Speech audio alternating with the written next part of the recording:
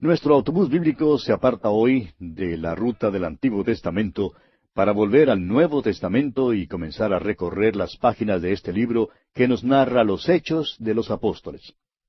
A este libro de los hechos de los apóstoles se le ha llamado el Quinto Evangelio. Es una continuación del Evangelio de Lucas, pero es interesante notar algo más, algo bastante notable. Veamos el último hecho que se registra en cuanto a Jesús en cada uno de los evangelios.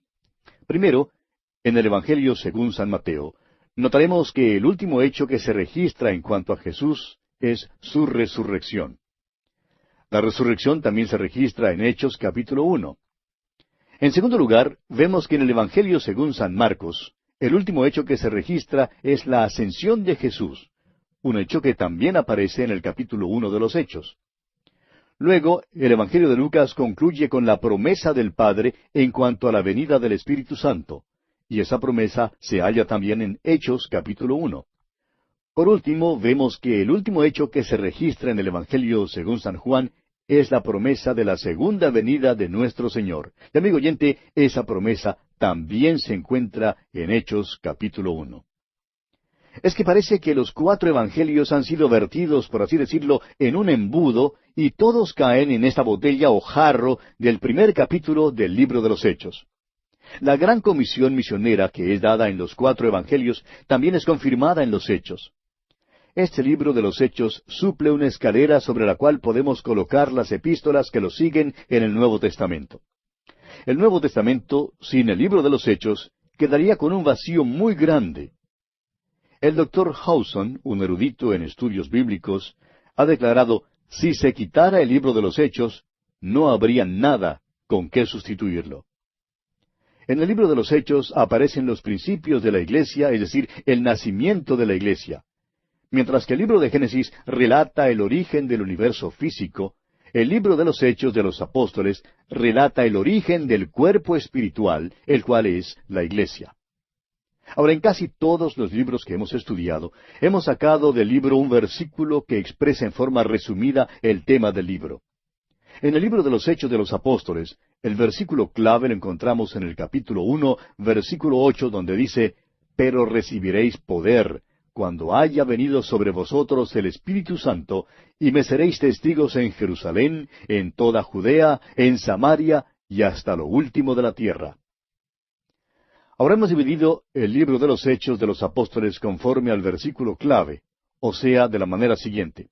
Primero, el Señor Jesucristo obrando mediante el Espíritu Santo a través de los apóstoles en Jerusalén, que comprenden los capítulos 1 al 7. En segundo lugar, el Señor Jesucristo obrando mediante el Espíritu Santo a través de los apóstoles en Judea y en Samaria, que comprende los capítulos 8 al 12.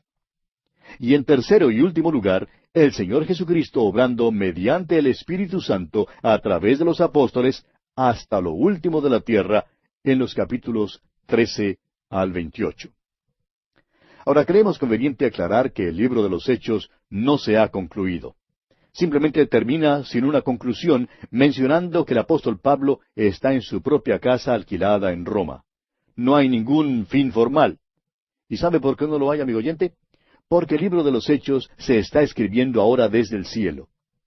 Quizá el Señor tenga allí al doctor Lucas escribiendo el resto del libro de los Hechos. Quizá usted y yo estemos incluidos. Eso no lo sabemos, pero esperamos que así sea. Vamos a decir que lo que se escribe no es el libro de los Hechos, pero la Biblia misma dice que hay un libro allá arriba, en el cual se está anotando todo lo que usted y yo, amigo oyente, estamos haciendo por él. Y dice Dios que en el día final este libro será abierto. Quizá esto pueda causar alarma a algunos de nosotros. Bien, hemos dado un bosquejo algo sencillo de este libro, pero creemos que es mejor que sigamos un método sencillo en nuestro estudio. No creemos que la palabra de Dios deba ser presentada con bosquejos y estudios demasiado enredados y complicados. No pretendemos acercarnos al estudio de la Biblia desde un punto de vista filosófico de ninguna manera. Nuestro estudio es desde un punto de vista puramente práctico, histórico y bíblico. Nosotros creemos que el Espíritu de Dios puede hablar y que nos habla de aquella manera, o sea, a través de la Biblia misma. Damos gracias a Dios que recibimos tantas cartas de nuestros oyentes que representan casi todos los oficios y profesiones posibles. Recibimos cartas de profesores en las universidades y en otras escuelas, y también recibimos cartas de muchas personas que apenas pueden leer y escribir. Y todos testifican que estos estudios les son bastante comprensibles. Y por ello damos gracias y gloria al Señor. Creemos que la palabra de Dios es comprensible y que debemos hacer todo lo posible para que continúe siendo comprensible. Desafortunadamente, muchos profesores en nuestras escuelas e institutos bíblicos entienden mal las palabras de nuestro Señor. Cuando Él dice, apacienta mis ovejas, ellos lo interpretan erróneamente como si dijera, apacienta mis jirafas. Nosotros tratamos de poner las galletas en los estantes más bajos de la despensa, amigo oyente, a fin de que aún los niños puedan alcanzarlas. A propósito, hemos recibido ya algunas cartas de parte de algunos niños que indican que ellos también escuchan el programa y comprenden muy bien el estudio bíblico. Y por esto, una vez más, damos gracias a Dios. Bien, veamos ahora los distintivos del libro de los Hechos. En primer lugar, tenemos la prominencia del Señor Jesucristo. El Señor Jesucristo ya ha dejado a sus discípulos, se ha ido.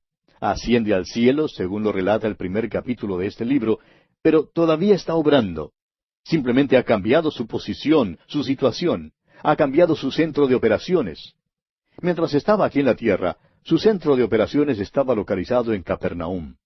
Ahora su centro de operaciones está a la diestra del Padre. El Señor Jesucristo, pues, tiene un lugar de gran prominencia en este libro. Él está obrando desde el lugar ventajoso del cielo mismo. En segundo lugar, tenemos la prominencia del Espíritu Santo. Cristo prometió enviar al Espíritu Santo. Esta promesa se menciona 4 veces en el Evangelio según San Juan en los capítulos 1, 7, 14 y 20. La misma promesa se da en el libro de los Hechos, capítulo 1, versículo 8. Usted y yo, amigo oyente, vivimos en la edad del Espíritu Santo. El gran hecho de esta edad es que el Espíritu Santo mora en los creyentes, es decir, en toda persona que ha aceptado personalmente como único y todo suficiente Salvador al Señor Jesucristo. Luego tenemos el poder de la Iglesia. La Iglesia tiene poder y claro que este poder es por medio de la operación del Espíritu de Dios. Aquel poder de la Iglesia primitiva no se manifiesta hoy en día en nuestras iglesias. Algunas personas dicen que por acá hay un avivamiento y que más allá hay otro avivamiento. Sin embargo, parece que no dura mucho porque después de un poco de tiempo se les acaba el avivamiento. ¿Por qué? No lo sabemos. Pero la verdad es que no hemos presenciado ningún otro avivamiento así como los que se registran en este libro de los Hechos. Luego, en cuarto lugar, tenemos la prominencia de la Iglesia visible e invisible. La Iglesia es una nueva institución y tiene sus comienzos aquí en el libro de los Hechos. En quinto lugar, tenemos la prominencia de lugares geográficos que son mencionados por nombre. Hace poco dimos un bosquejo. El libro principia en Jerusalén y termina en Roma. El célebre arqueólogo Sir William Ramsay ha verificado la exactitud de todos los lugares que son mencionados por el Dr. Lucas y los ha encontrado exactos. Tenemos en sexto lugar la prominencia dada a la gente. El Dr. Lucas menciona por nombre a unas 110 personas, además de sus referencias a multitudes o grupos. Creemos que al fin del primer siglo había en el mundo millones de creyentes. La Iglesia tuvo un crecimiento fenomenal durante esos primeros 200 o 300 años. Y tenemos que, en comparación a entonces, hoy en día su crecimiento se ha retardado. En séptimo lugar, tenemos la prominencia de la resurrección, el punto central de la predicación del Evangelio. La resurrección es el corazón mismo de la predicación del Evangelio. En muchas de nuestras iglesias hoy en día, solamente una vez al año se presenta un sermón en cuanto a la resurrección, y eso de costumbre en el domingo de resurrección. En algunas iglesias, si el pastor o un evangelista predica un sermón especial en cuanto a la resurrección en el mes de agosto, por ejemplo, muchos creen que algo le ha pasado al predicador. Creen que quizá el calor lo ha vuelto loco. Y hasta comentan, bueno, ¿y quién ha escuchado jamás predicar un sermón en cuanto a la resurrección en el mes de agosto? Pero en la iglesia primitiva, amigo oyente, la resurrección de Jesucristo fue el centro y el corazón mismo del mensaje. Y creemos que ningún sermón se predicó sin mencionar la resurrección. El tema del gran sermón del apóstol Pedro en el día de Pentecostés fue la resurrección de Jesucristo. Explicó el apóstol Pedro que lo que ocurría se debía al hecho de que Jesús ya se encontraba a la diestra de Dios y que había enviado al mundo a su Espíritu Santo y que todo esto se debía a la resurrección. Usted podrá notar también que la resurrección es el corazón mismo de los mensajes del apóstol Pablo. Ahora hay muchos hombres y predicadores a quienes les gusta especializarse en un tema particular de la Biblia. A algunos les gusta el tema de la profecía. A otros les gusta tratar alguna otra frase o aspecto. Ahora bien, si usted desea especializarse en cierto tema, amigo oyente, permítanos darle uno, y es la resurrección de Cristo. En la iglesia primitiva, todos los domingos eran días de la resurrección, días para proclamar la resurrección de Jesús. ¡Ha resucitado! Proclamaban este mensaje por todas partes, y este es el mensaje que hallamos aquí en este libro de los Hechos. Ahora, en octavo lugar, notamos que hay una prominencia del apóstol Pedro en la primera sección del libro y del apóstol Pablo en la última sección. Hay, en cambio, una omisión extraña de los otros apóstoles. Creemos que hay una razón muy definida para que el énfasis caiga sobre los ministerios de los apóstoles Pedro y Pablo. Creemos que el doctor Lucas conocía bien los ministerios de estos dos hombres, y no olvidemos que Lucas hasta fue compañero del apóstol Pablo en algunos de sus viajes. Algunos sostienen la idea de que había cierta discordia entre Pedro y Pablo. Pero francamente, somos de la opinión de que el doctor Lucas, Pedro y Pablo se juntaron muchas veces y que hablaban mucho entre sí. Hay en realidad muchísimas cosas que ocurrieron que estamos seguros no han sido registradas en las Escrituras.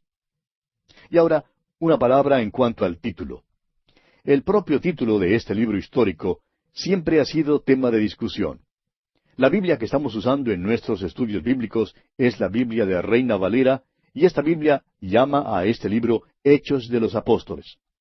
Ahora, el Códice Vaticanus y otras versiones también lo llaman Hechos de los Apóstoles. Pero Roberto Lee, otro erudito en estudios bíblicos, lo llama Hechos del Señor ascendido y glorificado. Y el título Bantu lo designa Palabras tocante a los Hechos. Pero parece que en castellano el título más aceptado es Hechos de los Apóstoles. Y estamos ahora sí listos para entrar al primer capítulo de este libro de los Hechos. Para comenzar, quisiéramos sugerir que nuestro título de este libro sea El Señor Jesucristo obrando mediante el Espíritu Santo a través de los apóstoles. Anótelo si desea. Déjeme repetirlo. El Señor Jesucristo obrando mediante el Espíritu Santo a través de los apóstoles. La primera sección del libro de los Hechos incluye los capítulos 1 al 7 y enseña que el Señor Jesucristo está obrando mediante el Espíritu Santo a través de los apóstoles en Jerusalén. El tema central del capítulo 1 es la preparación para la venida del Espíritu Santo. Incluye una introducción al libro de los Hechos, el ministerio de Jesús durante 40 días después de su resurrección, la ascensión y promesa del regreso de Jesús, la espera del Espíritu Santo y el nombramiento de un apóstol.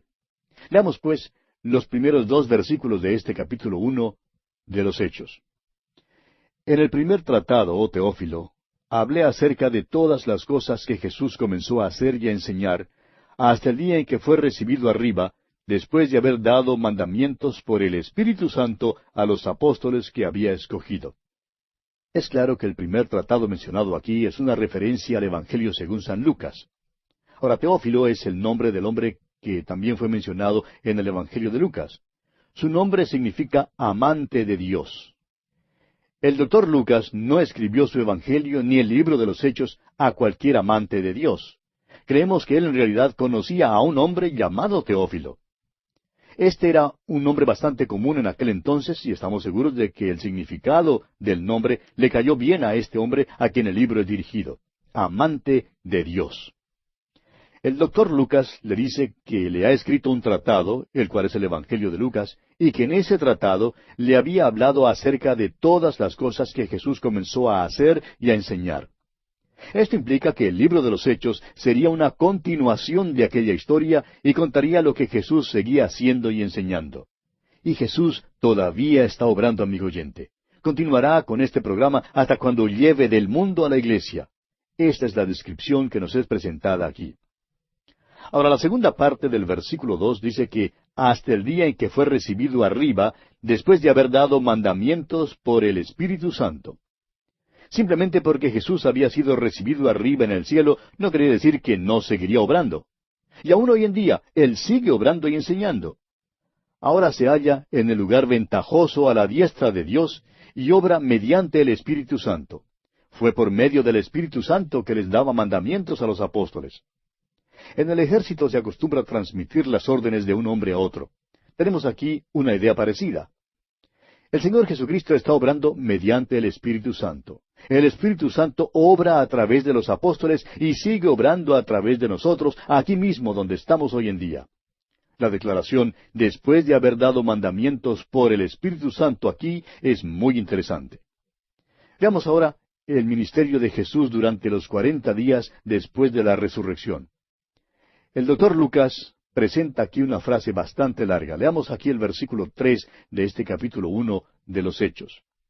A quienes también, después de haber padecido, se presentó vivo con muchas pruebas indubitables, apareciéndoseles durante 40 días y hablándoles acerca del reino de Dios. Se presentó vivo con muchas pruebas indubitables, dice aquí, después de su sufrimiento y muerte. En la Biblia se menciona 10 casos específicos en que Jesús aparece después de su resurrección. Su ministerio después de la resurrección, como es revelado en sus apariciones, tiene una relación más importante con la vida de los cristianos hoy en día que su ministerio terrenal de 3 años, como aparece detallado en los 4 evangelios. Ahora, en cuanto al ministerio del Señor Jesús después de su resurrección, el apóstol Pablo declara lo siguiente en su segunda carta a los Corintios, capítulo 5, versículo 16. De manera que nosotros de aquí en adelante a nadie conocemos según la carne, y aun si a Cristo conocimos según la carne, ya no lo conocemos así. En otras palabras, amigo oyente, usted y yo no conocemos hoy a Jesucristo como el hombre que caminaba sobre esta tierra hace 2000 años. Le conocemos como el hombre en la gloria. Está allí ahora mismo, mientras yo hablo con usted y usted me escucha. Él está allí y esto es un hecho comprobado.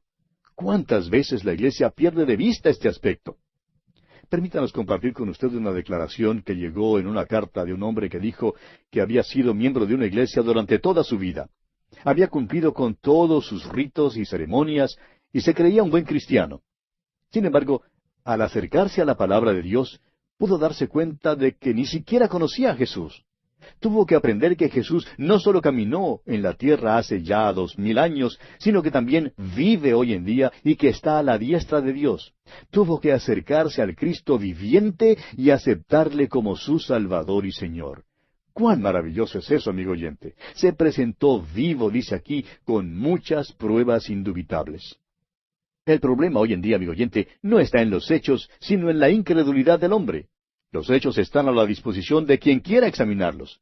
Nos preguntamos si alguien que nos escucha duda la realidad de la batalla que se libró en Waterloo.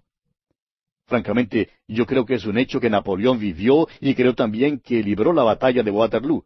Pero al mismo tiempo confieso que tengo personalmente muy poca evidencia de ello. Permítame decirle, amigo oyente, que hay como 10,000 veces más evidencia en cuanto a la muerte y resurrección del Señor Jesucristo que la evidencia que hay para la batalla de Waterloo. Y sin embargo, hay quienes hoy en día dicen que no creen que la resurrección de Cristo sea un hecho.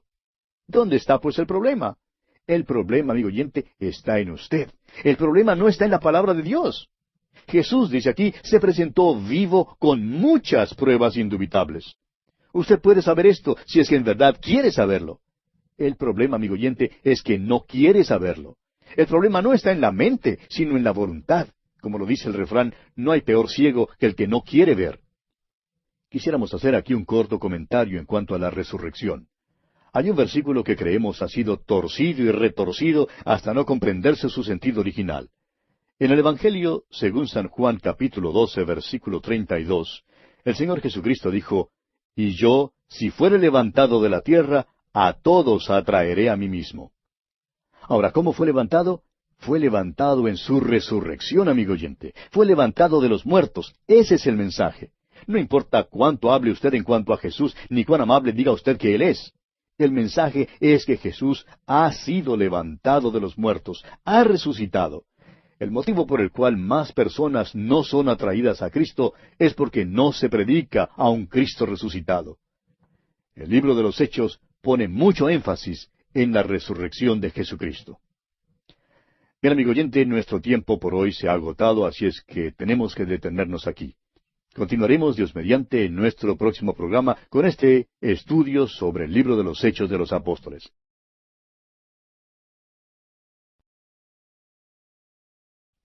Continuamos hoy estudiando el capítulo 1 del libro de los Hechos. Y en nuestro programa anterior hablábamos de que Jesús, después de su muerte, había resucitado y se había presentado vivo con muchas pruebas indubitables. Y señalamos que el problema hoy en día no está en los hechos, sino en la incredulidad del hombre. Los hechos están a la disposición de quien quiera examinarlos. ¿Dónde está entonces el problema? El problema, amigo oyente, está en la persona, en el hombre.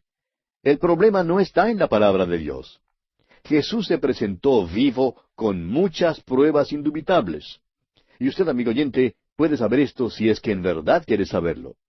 El problema con mucha gente hoy en día es que no quiere saberlo. El problema no está en la mente, sino en la voluntad. Como dice el refrán, no hay peor ciego que el que no quiere ver. Hicimos luego un corto comentario con respecto a la resurrección de Jesús, y dijimos que hay un versículo que creemos ha sido torcido y retorcido hasta no comprenderse su sentido original. Allá en el capítulo 12 del Evangelio según San Juan, versículo 32, el Señor Jesucristo dijo, «Y yo, si fuere levantado de la tierra, a todos atraeré a mí mismo». Ahora, ¿cómo fue levantado? Fue levantado en su resurrección, amigo oyente. Fue levantado de los muertos. Ese es el mensaje. No importa cuánto hable usted en cuanto a Jesús, ni cuán amable diga usted que fue. El mensaje es que Él ha sido levantado de los muertos, ha resucitado. El motivo por el cual más personas no son atraídas a Cristo hoy en día es porque no se predica a un Cristo resucitado. El libro de los Hechos, pues, pone mucho énfasis en la resurrección de Jesucristo. Comencemos hoy leyendo el versículo 4 de este capítulo 1 de los Hechos.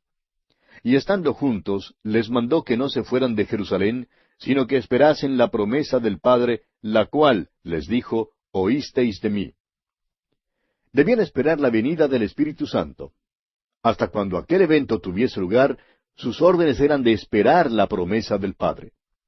Ahora el versículo 5 dice, «Porque Juan ciertamente bautizó con agua, mas vosotros seréis bautizados con el Espíritu Santo dentro de no muchos días».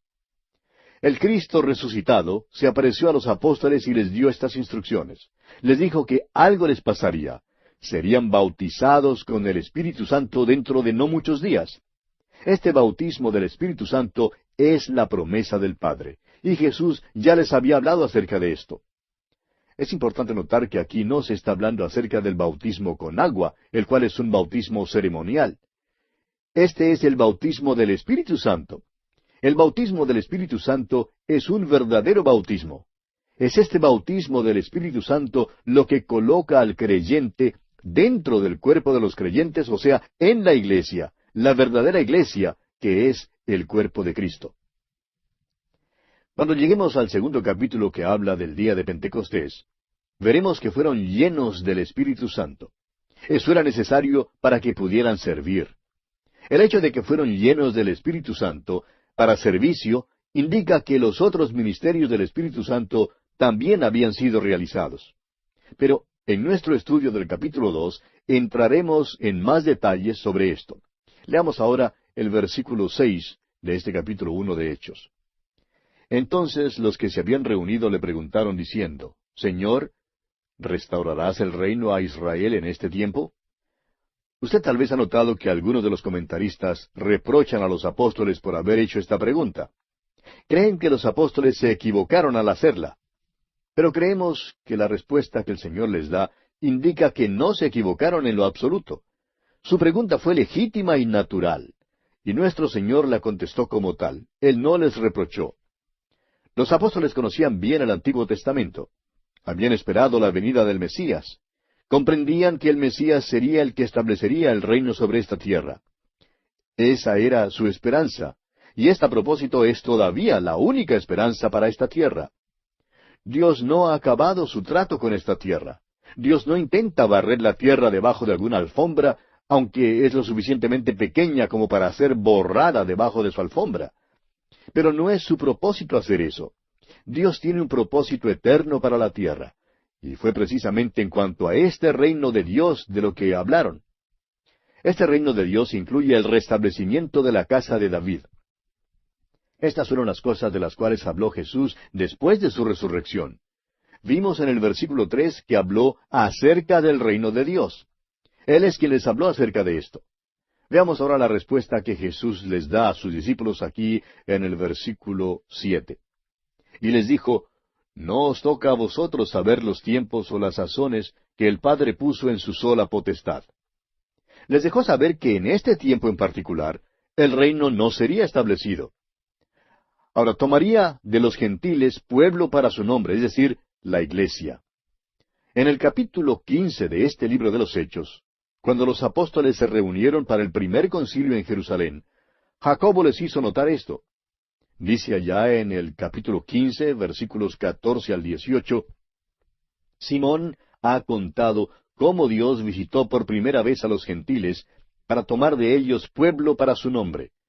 Y con esto concuerdan las palabras de los profetas, como está escrito, después de esto volveré y reedificaré el tabernáculo de David que está caído, y repararé sus ruinas, y lo volveré a levantar, para que el resto de los hombres busque al Señor, y todos los gentiles, sobre los cuales es invocado mi nombre, dice el Señor, que hace conocer todo esto desde tiempos antiguos. Esto es lo que Dios está haciendo hoy en día, amigo oyente. Está visitando a los gentiles para tomar de ellos pueblo para su nombre. Dios está tomando del mundo a los creyentes en Cristo para formar este pueblo para su nombre. Cuando confían en Cristo, son entonces bautizados en el cuerpo de creyentes, el cual es la iglesia. Por tanto, cuando los apóstoles le preguntaron a Jesús si restauraría el reino en este tiempo, su respuesta fue que este no era el tema para discusión en aquel tiempo, ni tampoco es el tema para discusión hoy. Muchos preguntan hoy, ¿no cree usted que Cristo venga pronto? Bueno, amigo oyente, permítanos decirle algo que es confidencial entre usted y nosotros. Yo sí creo que viene pronto. Lo creo privadamente, pero no tengo ningún derecho ni autoridad de decirle a usted que viene pronto, porque eso no lo sé. Es que ni a usted ni a mí, amigo oyente, nos corresponde saber los tiempos o las sazones. Eso no es lo importante. Ahora le aseguro que creo en la profecía. Sin embargo, creo que nos es posible poner demasiado énfasis en la profecía. Y no creo que uno se edifique en la fe si pasa todo su tiempo estudiando profecía. Entonces, ¿cuál es nuestro trabajo, nuestra misión hoy en día? Note usted una vez más que nuestro Señor no reprendió a sus discípulos. En lugar de eso, les enseñó que pensaba en otra cosa. Él les dijo, no os toca a vosotros saber los tiempos o las sazones que el Padre puso en su sola potestad. Pero escuche, aquí está su comisión en el versículo 8. Pero recibiréis poder cuando haya venido sobre vosotros el Espíritu Santo, y me seréis testigos en Jerusalén, en toda Judea, en Samaria, y hasta lo último de la tierra. Esta es la comisión que todavía está en vigor en el día de hoy. Esta comisión no es dada a una sola institución corporativa, o sea, la iglesia como un cuerpo. No es una comisión corporativa, sino más bien una comisión muy personal que es dada a cada creyente individualmente. Esta comisión fue dada a estos hombres aun antes de que el Espíritu Santo hubiera venido y formado la iglesia. Este es un mandamiento personal que es para usted y para mí, amigo oyente. Es nuestra misión, es nuestro trabajo promulgar la palabra de Dios en el mundo. No podemos decir que esta sea una comisión para la iglesia y luego sentarnos sin hacer nada. No podemos decir que le toca a la iglesia enviar a los misioneros y así proclamar el Evangelio por medio de ellos. Lo importante, amigo oyente, es lo que usted está haciendo individualmente para proclamar la palabra de Dios. ¿Ha ido usted hasta lo último de la tierra como testigo del Evangelio? ¿Sostiene usted a un misionero que ha ido? ¿Sostiene usted un programa radial que declara la palabra de Dios? ¿Se ha comprometido usted personalmente? Eso es lo importante. Hoy en día hay muchos que quieren hablar acerca de los tiempos y las sazones de la venida del Señor Jesucristo, pero no quieren comprometerse en promulgar la palabra de Dios. Pero ese es el mandamiento a estos hombres. Y ese es el mismo mandamiento que se nos da a usted y a mí, amigo oyente. Opinamos que si el Señor Jesucristo se apareciera de repente en donde quiera que estemos ahora mismo, no hablaría en cuanto a la hora de su venida, sino en cuanto a la proclamación de su palabra. Él quiere que las almas se salven. Esta es nuestra comisión. Para poder publicar el Evangelio necesitamos poder. Esa fue su promesa.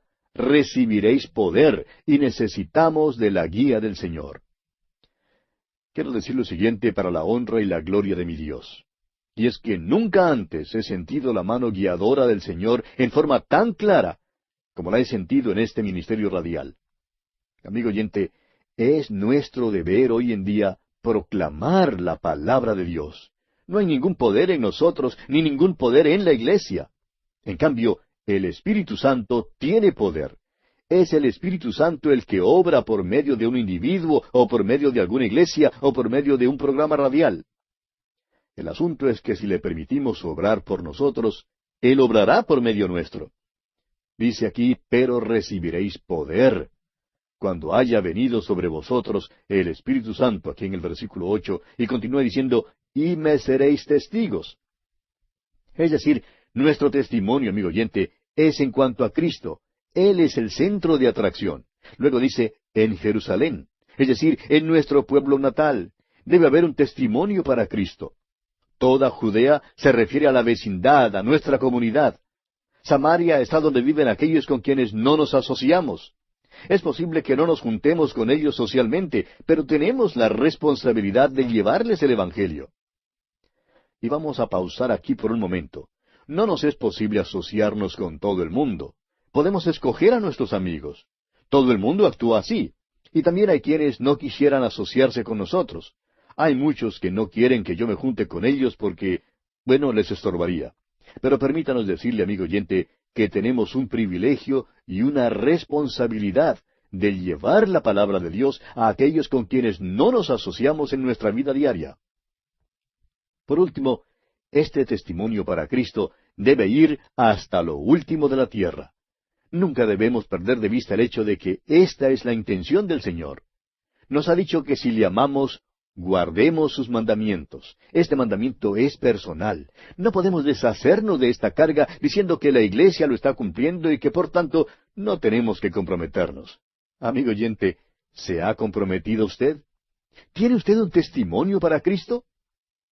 Pasemos ahora a considerar la ascensión y la promesa del regreso de Jesús. Leamos el versículo 9 de este capítulo 1 de los Hechos. Y habiendo dicho estas cosas, viéndolo ellos, fue alzado y le recibió una nube que le ocultó de sus ojos. La ascensión del Señor Jesucristo es un milagro importante y significativo en el ministerio del Señor. Esto es especialmente cierto en esta era espacial, cuando tenemos los ojos vueltos hacia los aires y hablamos de viajes en el espacio y todo eso. En realidad, esto no es nada nuevo. El Señor Jesús despegó. No necesitaba ninguna plataforma de lanzamiento ni ningún traje astronáutico. No subió en ningún proyectil. Las Escrituras dicen que solo hubo una nube para recibirle. ¿Qué clase de nube sería? ¿Sería una nube común de vapor de agua? De ninguna manera, amigo oyente. Esta fue la misma nube de gloria, la gloria Shekinah que llenó el tabernáculo. En su oración sumo sacerdotal, él había orado allá en el capítulo 17 del Evangelio según San Juan, versículo 5, diciendo, Ahora pues, Padre, glorifícame tú al lado tuyo, con aquella gloria que tuve contigo antes que el mundo fuese. Cuando Cristo nació en el mundo, fue envuelto en pañales. Cuando salió de la tierra, fue envuelto en nubes de gloria. Esto era de lo que hablaba. Mientras los apóstoles observaban todo esto, dos ángeles como varones se les aparecen y les dan un mensaje importante. Leamos los versículos 10 y 11 de este capítulo 1 de los Hechos. Y estando ellos con los ojos puestos en el cielo, entre tanto que él se iba, he aquí se pusieron junto a ellos dos varones con vestiduras blancas, los cuales también les dijeron, Varones Galileos, ¿por qué estáis mirando al cielo? Este mismo Jesús, que ha sido tomado de vosotros al cielo, así vendrá como le habéis visto ir al cielo. Fue Jesús glorificado quien subió al cielo. Este mismo Jesús, el Jesús glorificado, vendrá así como se fue y al mismo lugar. El profeta Zacarías, en el capítulo 14 de su profecía, versículo 4, nos dice lo siguiente, Y se afirmarán sus pies en aquel día sobre el monte de los olivos, que está enfrente de Jerusalén al oriente, y el monte de los olivos se partirá por en medio hacia el oriente y hacia el occidente, haciendo un valle muy grande, y la mitad del monte se apartará hacia el norte, y la otra mitad hacia el sur. Volviendo ahora al capítulo 1 de los Hechos, veamos el versículo 12. Entonces volvieron a Jerusalén desde el monte que se llama del Olivar, el cual está cerca de Jerusalén, camino de un día de reposo. Creemos que todos los discípulos se quedaron muy cerca al templo durante los días de fiesta, cuando llegaron a Jerusalén para adorar. El monte de los olivos probablemente estaba cubierto de varios centenares de miles que estarían allí acampados en el tiempo de las fiestas. ¿Por qué? Porque según la ley mosaica tenían que quedarse dentro de un día de reposo de camino del templo. Continuemos con los versículos 13 y 14 de este capítulo 1 de los Hechos. Y entrados, subieron al aposento alto, donde moraban Pedro y Jacobo, Juan, Andrés, Felipe, Tomás, Bartolomé, Mateo, Jacobo, hijo de Alfeo, Simón el celote, y Judas, hermano de Jacobo. Todos estos perseveraban unánimes en oración y ruego, con las mujeres y con María la madre de Jesús, y con sus hermanos. Nos alegramos que María la madre de Jesús estuviera allí. Ella ahora está libre de cualquier duda que hubiera existido con relación al nacimiento virginal de Jesús. Ahora, la actitud de los apóstoles y de los creyentes es una actitud de unidad, de oración y de espera. Y no hay ninguna manera en que nosotros podamos duplicar hoy este período. Recuerde usted que este es un período de tiempo, una cápsula de tiempo entre la ascensión del Señor Jesucristo al cielo y la venida del Espíritu Santo. Y nosotros no estamos viviendo en ese período de tiempo. No podemos duplicarlo. El Espíritu Santo ya ha venido en nuestros tiempos. Pasemos ahora a considerar el nombramiento de un apóstol. Leamos los versículos 15 al 18 de este capítulo 1 de los Hechos. En aquellos días, Pedro se levantó en medio de los hermanos, y los reunidos eran como 120 en número, y dijo, Varones hermanos, era necesario que se cumpliese la Escritura en que el Espíritu Santo habló antes por boca de David acerca de Judas, que fue guía de los que prendieron a Jesús, y era contado con nosotros y tenía parte en este ministerio. Este, pues, con el salario de su iniquidad, adquirió un campo, y cayendo de cabeza, se reventó por la mitad, y todas sus entrañas se derramaron. Vemos aquí a Simón Pedro hablando otra vez. Ahora tengamos en cuenta que esto ocurre antes de Pentecostés. A este hombre le falta recibir la plenitud del Espíritu Santo. Le falta aún la presencia del Espíritu Santo. Ahora ciertamente da una descripción vívida de Judas, ¿no le parece? Continuemos pues con los versículos 19 y 20 de este capítulo 1 de los Hechos. Y fue notorio a todos los habitantes de Jerusalén, de tal manera que aquel campo se llama en su propia lengua Acéldama, que quiere decir campo de sangre. Porque está escrito en el libro de los Salmos, sea hecha desierta su habitación, y no haya quien more en ella, tome otro su oficio. Siempre surge la pregunta en cuanto a lo que tuvo lugar allí. ¿Debían haber ellos efectuado esta elección para escoger a un hombre que sucediera a Judas? Bueno, creemos que no. Leamos los versículos 21 y 22 ahora. Es necesario, pues, que de estos hombres que han estado juntos con nosotros todo el tiempo que el Señor Jesús entraba y salía entre nosotros, comenzando desde el bautismo de Juan hasta el día en que de entre nosotros fue recibido arriba, uno se ha hecho testigo con nosotros de su resurrección. Creemos que la elección de un sucesor para Judas Iscariote fue más bien gestionada por Pedro sin la presencia y la guía del Espíritu Santo. Recuerde que el Espíritu Santo todavía no había venido. Matías evidentemente era un buen hombre. Eso es indiscutible. Satisfizo todos los requisitos de un apóstol. Y debe haber visto al Cristo resucitado. Continuemos con los versículos 23 al 26 de este capítulo 1 de los Hechos. Y señalaron a dos, a José, llamado Barsabás, que tenía por sobrenombre Justo, y a Matías. Y orando dijeron, Tú, Señor, que conoces los corazones de todos, muestra cuál de estos dos has escogido, para que tome la parte de este ministerio y apostolado de que cayó Judas por transgresión para irse a su propio lugar. Y les echaron suertes, y la suerte cayó sobre Matías. Y fue contado con los 11 apóstoles. No vemos cómo el echar suertes tenga relación con la dirección del Espíritu Santo, ni con la dirección de Dios. Esa no es la forma como Dios guía. Surge entonces la pregunta, ¿es pues Matías quien debía suceder a Judas? Nosotros creemos que no. Ahora, como dijimos antes, creemos que Matías evidentemente era un buen hombre. Reunía todos los requisitos de un apóstol. Debió haber visto al Cristo resucitado. Pero aparentemente el Espíritu Santo no estaba en esto, por la sencilla razón de que el Espíritu Santo no vino sino hasta el día de Pentecostés para la iglesia.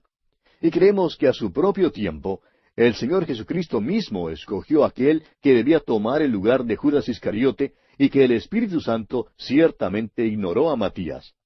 Ahora creemos que aquel que el Espíritu de Dios usó no fue otro que Pablo, el apóstol, por supuesto. Ahora quizá alguien diga, ¿tiene usted autoridad para decir eso?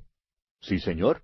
Escuche usted lo que el mismo apóstol Pablo dice en su carta a los Gálatas capítulo 1, versículo 1. Pablo, apóstol, no de hombres, ni por hombre, sino por Jesucristo y por Dios el Padre que lo resucitó de los muertos. Lo que Pablo dice es, yo fui escogido por Dios el Padre y por el Señor Jesucristo. ¿Cómo lo hizo? A través del Espíritu Santo que había enviado al mundo. Pero no encontramos esta obra aquí en el caso de Matías. Por otra parte, creemos que el ministerio del apóstol Pablo justifica el hecho de que él era quien debía tomar el lugar de Judas. Esa es, pues, nuestra razón.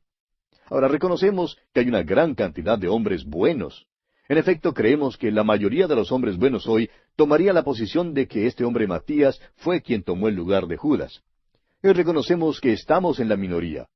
Pero si usted, amigo oyente, desea compartir esta opinión, bien puede hacerlo y estará con la mayoría. Pero si usted desea estar en lo correcto, y estamos seguros que desea estar en lo correcto, entonces confiamos que estará de acuerdo con lo que hemos expresado. Bien, amigo oyente, vamos a detenernos aquí por hoy porque nuestro tiempo ya se ha agotado.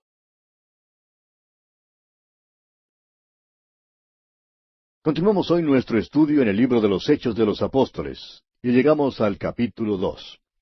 Pero antes de entrar en el estudio de este capítulo 2, quisiera mencionar una vez más cómo es que el capítulo 1 de los Hechos trae a un punto de enfoque común a los 4 evangelios. El Evangelio según San Mateo concluye con la resurrección. El Evangelio según San Marcos concluye con la ascensión. El Evangelio según San Lucas concluye con la promesa del Espíritu Santo. Y el Evangelio según San Juan termina con la promesa de la segunda venida. Y el capítulo 1 de los Hechos los junta a todos 4 y menciona cada uno de ellos. Los 4 evangelios desembocan, por decirlo así, en el libro de los Hechos de los Apóstoles. Y este libro de los Hechos constituye un puente entre los evangelios y las epístolas. Bien, y ahora sí vamos a entrar en nuestro estudio del capítulo 2. Este capítulo 2 podemos dividirlo en 2 partes principales. Los versículos 1 hasta el 13 contienen la venida del Espíritu Santo. Y entonces, el primer sermón dado por el apóstol Pedro en la edad de la iglesia se registra en los versículos 14 al 47. Leamos pues el primer versículo de este capítulo 2 de los Hechos. Cuando llegó el día de Pentecostés, estaban todos unánimes juntos. Ahora las palabras cuando llegó el día pueden ser traducidas también como cuando se cumplió el día. Cuando el día de Pentecostés se cumplió, estaban todos unánimes juntos. El día de Pentecostés debía celebrarse 50 días después de la fiesta de las primicias. Usted recordará que en nuestro estudio del libro de Levítico aprendimos que la fiesta de las primicias hablaba de la resurrección de Jesucristo. Y el apóstol Pablo, en su primera carta a los Corintios, capítulo 15, versículo 23, dice, Cristo, las primicias, luego los que son de Cristo en su venida. La Pascua, en cambio, habla de la muerte de Jesucristo. El apóstol Pablo, una vez más, en su primera carta a los Corintios, capítulo 5, versículo 7, dice, Porque nuestra Pascua, que es Cristo, ya fue sacrificada por nosotros. La Pascua se ha cumplido en la muerte de Cristo. La fiesta de las primicias se ha cumplido en la resurrección de Cristo. Todo esto entonces nos da la impresión de que la fiesta de Pentecostés aquí representa algo, es decir, que es el cumplimiento de algo, y lo es. Es el día en que nació la Iglesia, el día cuando la Iglesia llegó a existir. La expresión cuando llegó el día de Pentecostés, o cuando se cumplió, significa que este era el cumplimiento del designio y propósito para el cual fue dado originalmente. En Pentecostés debía haber una ofrenda de nuevo grano al Señor, y ésta debía ser ofrecida en 2 panes de flor de harina cocidos con levadura, como lo vimos en el capítulo 23 de Levítico. Esto debía representar el principio y el origen de la Iglesia. Esta fiesta hablaba de la venida del Espíritu Santo para un ministerio muy particular, para tomar del mundo el cuerpo de Cristo, la Iglesia. 5 minutos antes del día de Pentecostés no había la Iglesia. 5 minutos después que el Espíritu Santo vino en el día de Pentecostés, ya existía la Iglesia. En otras palabras, lo que Belén fue para el nacimiento de Cristo, Pentecostés y Jerusalén fueron para la venida del Espíritu Santo. El Espíritu comenzó a bautizar a los creyentes. Esto significa que los hizo parte del cuerpo de Cristo, identificándolos con Cristo como su cuerpo acá en la tierra. El apóstol Pablo en su primera carta a los Corintios, capítulo 12, versículo 13, explica, Porque por un solo Espíritu fuimos todos bautizados en un cuerpo, sean judíos o griegos, sean esclavos o libres, y a todos se nos dio a beber de un mismo Espíritu. El Espíritu Santo comenzó a hacer una obra en el día de Pentecostés. El día de Pentecostés se cumplió con este evento. La expresión «cuando llegó» no quiere decir que fue a las 12, ni a las 7 de la mañana, ni a las 2 de la tarde. Significa que se cumplió. Veamos ahora el versículo 2 de este capítulo 2 de los Hechos. Y de repente vino del cielo un estruendo como de un viento recio que soplaba, el cual llenó toda la casa donde estaban sentados. Permítanos ahora dirigir su atención hacia algo que consideramos muy importante. Cuando el Espíritu Santo vino, no fue en forma visible. Sin embargo, dio a conocer su presencia de 2 maneras. Hizo llamamiento a 2 de las vías mediante las cuales el género humano recibe su conocimiento. Adquirimos la mayor parte de nuestro conocimiento por la vía del oído y por la vía del ojo. Oímos y vemos.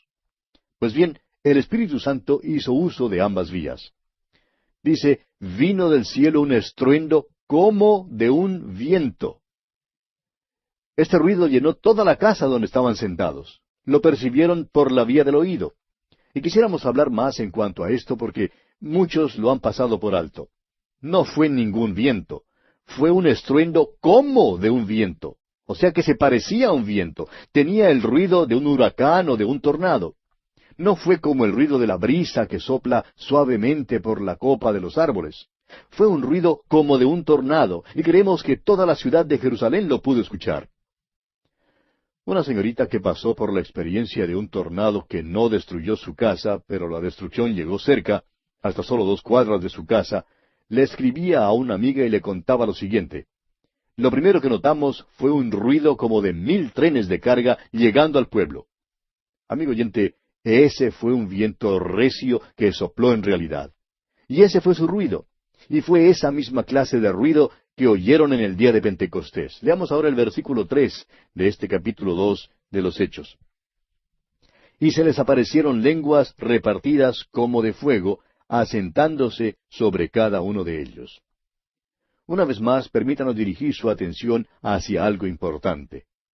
Note usted que las lenguas eran como de fuego. No eran fuego, sino que eran como de fuego. Quizás una mejor traducción para este versículo sería: se les aparecieron unas lenguas como de fuego que dividiéndose se posaron sobre cada uno de ellos. Esto llamó la atención por medio de la vía del ojo.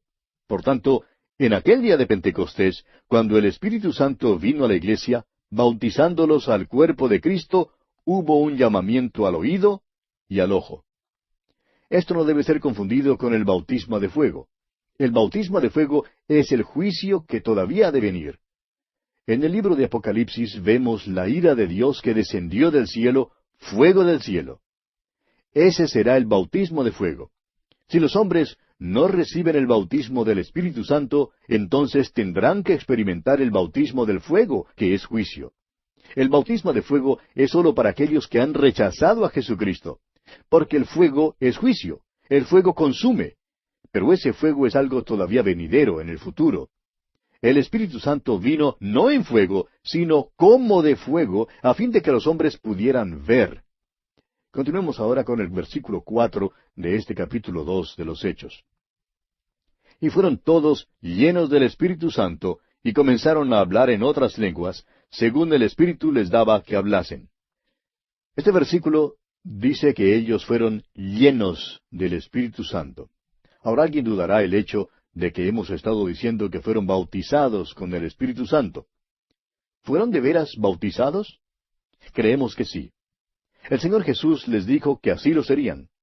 Dice allá en el capítulo 1 de este mismo libro de los Hechos, versículo 4 y 5, y estando juntos, les mandó que no se fueran de Jerusalén, sino que esperasen la promesa del Padre, la cual les dijo: oísteis de mí. Porque Juan ciertamente bautizó con agua, mas vosotros seréis, ¿qué? Bautizados con el Espíritu Santo dentro de no muchos días. El mismo hecho de que fueron llenos del Espíritu Santo indica que todos los otros ministerios del Espíritu Santo a los creyentes habían sido realizados. En primer lugar, debe haber una regeneración. Un hombre tiene que nacer de nuevo. Ahí en el Evangelio según San Juan, capítulo 3, versículo 5, Jesús respondió: de cierto te digo que el que no naciere de agua y del Espíritu, no puede entrar en el reino de Dios. En el momento del renacimiento, el Espíritu de Dios viene a morar en el creyente. Dice el apóstol Pablo en su carta a los Romanos, capítulo 8, versículo 9, mas vosotros no vivís según la carne, sino según el Espíritu, si es que el Espíritu de Dios mora en vosotros. Y si alguno no tiene el Espíritu de Cristo, no es de él. La morada del Espíritu de Dios sella al creyente en una relación eterna con Dios. El apóstol Pablo, una vez más, en su carta a los Efesios, capítulo 1, versículos 13 y 14, dice: en él también vosotros, habiendo oído la palabra de verdad, el evangelio de vuestra salvación, y habiendo creído en él, fuisteis sellados con el Espíritu Santo de la promesa, que es las arras de nuestra herencia, hasta la redención de la posesión adquirida, para alabanza de su gloria. Y una vez más, en el capítulo 4 de la misma carta a los Efesios, versículo 30, dice: y no contristéis al Espíritu Santo de Dios, con el cual fuisteis sellados para el día de la redención. Ahora es posible contristar al Espíritu Santo de Dios, pero no es posible contristarlo hasta el punto de que salga de uno. El Espíritu de Dios sella al creyente para el día de la redención. Nunca se nos manda a pedir el sello del Espíritu Santo. Eso es algo que Dios hace habiendo creído nosotros en Él. La fe en Jesucristo nos da el sello del Espíritu Santo para el día de la redención. El bautismo del Espíritu Santo fue predicho por Juan el Bautista en el capítulo 3 del Evangelio según San Lucas, versículo 16, y fue repetido por el Señor Jesús, como vimos allá en el capítulo 1 de los Hechos, versículo 5. Porque Juan ciertamente bautizó con agua, mas vosotros seréis bautizados con el Espíritu Santo dentro de no muchos días.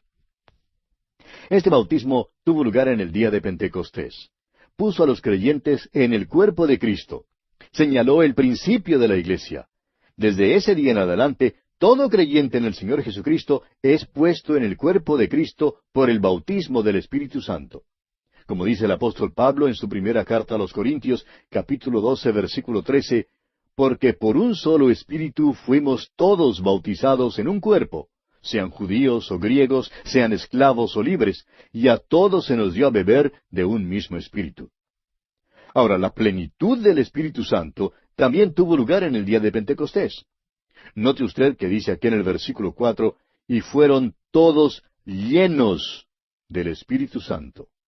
Esta plenitud del Espíritu Santo fue para servicio.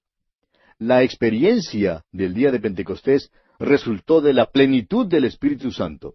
Y hoy ocurre lo mismo. La plenitud del Espíritu Santo es para servicio.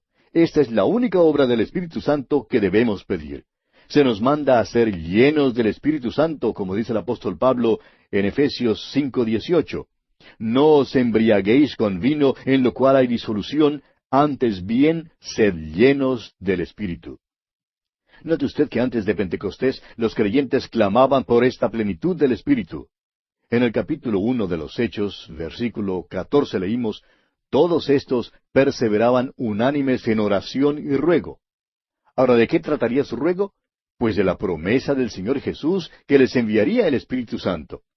El bautismo del Espíritu Santo no es un mandamiento que nos es dado, no es una experiencia, es un hecho de Dios por medio del cual el Espíritu Santo viene a morar, a residir en el creyente en Jesucristo, sellándolo para el día de la redención y poniéndolo en el cuerpo de Cristo mediante su bautismo. Ahora, la plenitud del Espíritu de Dios le capacita para servicio. Se nos manda, pues, a ser llenos del Espíritu Santo. Después de que fueron llenos del Espíritu Santo, dice el versículo 4 de este capítulo 2 de los Hechos, que comenzaron a hablar en otras lenguas, según el Espíritu les daba que hablasen. Ahora, estas otras lenguas no eran lenguas desconocidas. Había muchas lenguas habladas por los judíos en todas partes del Imperio Romano. Estos adoradores habían venido de las diferentes partes del Imperio Romano para la fiesta de Pentecostés. Recuerde que a todos los varones judíos se les requería ir a Jerusalén para la celebración de 3 de las fiestas. Estaban pues en Jerusalén por eso, y muchos de estos no podían hablar hebreo. Ahora, esto no es extraño. Hay muchos judíos en nuestros países hoy en día que tampoco pueden hablar hebreo. Por muchos años fue un idioma casi sin uso. Ahora, hoy en Israel, el hebreo se habla nuevamente. Ahora escuche bien lo que vamos a decir, amigo oyente. El día de Pentecostés no puede ser duplicado. Fue un punto preciso en la historia. No podemos duplicarlo de ninguna manera, como tampoco podemos duplicar en el tiempo de la Navidad el nacimiento de Cristo. Ahora, supóngase usted que los magos hubieran regresado una vez más a Jerusalén el próximo año y que hubieran dicho, bueno, buscamos al rey de los judíos que ha nacido en Belén. Herodes entonces les diría, ¿y no estuvieron aquí el año pasado? Sí, estuvimos aquí, le contestarían ellos. Pues, ¿no lo encontraron? Sí, lo encontramos. Y Herodes les diría entonces, bueno, si nació en Belén el año pasado, de seguro que no nació allí este año. Ah, sí, pero nos gozamos tanto aquí el año pasado y tuvimos una experiencia tan maravillosa que pensamos regresar para repetirla. ¿No cree usted, amigo oyente, que Herodes les hubiera respondido, miren, señores, no pueden duplicar ustedes eso. Él nació en Belén una sola vez? Pues bien, tampoco se puede duplicar el Pentecostés. El Espíritu Santo vino en el día de Pentecostés. No es necesario pedirle que venga de nuevo. Ya está aquí. El Espíritu Santo de Dios está en el mundo hoy en día. Y Jesús nos dijo lo que haría después que viniera su Espíritu. Él dijo allí en el capítulo 6 del Evangelio según San Juan, versículo 14, Él me glorificará, porque tomará de lo mío y os lo hará saber. Cuando usted oiga hablar a alguien acerca de las cosas de Cristo, glorificando a Cristo, entonces usted sabrá que el Espíritu Santo de Dios está obrando. Ahora, el versículo 4 de este capítulo 2 de los Hechos termina diciendo, según el Espíritu les daba que hablasen. Estos apóstoles eran de Galilea. No podían hablar todos los otros idiomas que más adelante son mencionados en este pasaje. Pero ahora los están hablando. El Espíritu les daba que hablasen. Ahora leamos el versículo 5 de este capítulo 2 de Hechos. Moraban entonces en Jerusalén judíos, varones piadosos, de todas las naciones bajo el cielo. Habían llegado de todas partes para participar en la fiesta de Pentecostés. Este era el motivo por el cual estaban allí en Jerusalén. Ahora el versículo 6 dice, y hecho este estruendo, se juntó la multitud, y estaban confusos, porque cada uno les oía hablar en su propia lengua. Una mejor traducción de las palabras, y hecho este estruendo, es, habiendo ocurrido este estruendo. Creemos que se refiere a aquel estruendo como de viento recio que soplaba, que Jerusalén escuchó, y por eso se juntó la multitud. Creo que nunca me olvidaré la primera vez que escuché cuando uno de estos aviones supersónicos rompió la barrera del sonido. Todos salieron para ver qué había pasado. ¿De dónde había procedido ese estruendo? Nunca antes habíamos oído tal ruido. Pues bien, creemos que este estruendo aquí fue algo que el pueblo de Jerusalén nunca antes había oído. Y por tanto, salieron con precipitación para ver de dónde procedía ese estruendo. Y creemos que esto tuvo lugar en el área próxima al templo y que había allí unos 120 creyentes, como se menciona en el capítulo 1, versículo 15 de este libro de los Hechos. Ahora, los que se juntaron allí estaban confusos debido a que, y por favor permítanos dar aquí una mejor traducción, estaban confusos debido a que cada hombre les oía hablar en su propio dialecto o idioma. No fue solamente que hablaban el idioma de su país, sino que también cada hombre oyó su propio dialecto. Es decir, así era como era hablado en una parte del país. Estos hombres no hablaban galimatías, amigo oyente. No hablaban en lenguas desconocidas. Estos hombres estaban hablando los dialectos de los hombres que se hallaban en la multitud. A mí no me sería posible hablar ningún otro idioma o dialecto sin conocerlo previamente. Pero eso es lo que hicieron estos hombres. Ahora hay otro aspecto que debemos mencionar. Es posible que los apóstoles no hablaran en lenguas extrañas de ninguna manera. Es posible que hablaran en sus propios idiomas, en sus propias lenguas, con una intrepidez que fue algo nuevo para ellos, dando el nuevo mensaje del Cristo resucitado según el Espíritu les daba que hablasen. Pero pudieran haber estado hablando en su dialecto galileo.